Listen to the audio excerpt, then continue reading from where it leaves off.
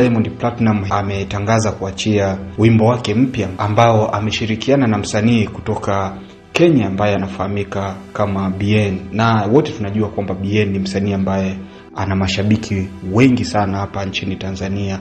Imekuwa ni surprise kwa mashabiki wengi wa hapa Tanzania kwa sababu ni collab ambayo haijatarajiwa, kwa sababu palikuwa hakuna teaser zozote zikionyesha kwamba kuna kazi ya pamoja kati ya Diamond Platinum na Bien kutoka Kenya. Kwa hiyo imekuwa ni just a surprise, na watu wengi leo hii wamesubiri kusikiliza itakuwa ni ngoma ya aina gani. Wote wawili kwenye mitandao yao ya kijamii wametease hicho kitu kama Midnight kina happen, nyimbo kali kutoka kwa Diamond Platinum akiwa na Bien kutoka Kenya. Wengi wakitamani kujua ni nani ambaye atakuwa amepita na melody kali, na wengi tunajua kwamba Bien ni kiboko wa melodies na sauti nzuri, na alisifika kwenye Trace Music kwamba ni msanii ambaye ana vocal nzuri na anajua kupiga muziki wa live.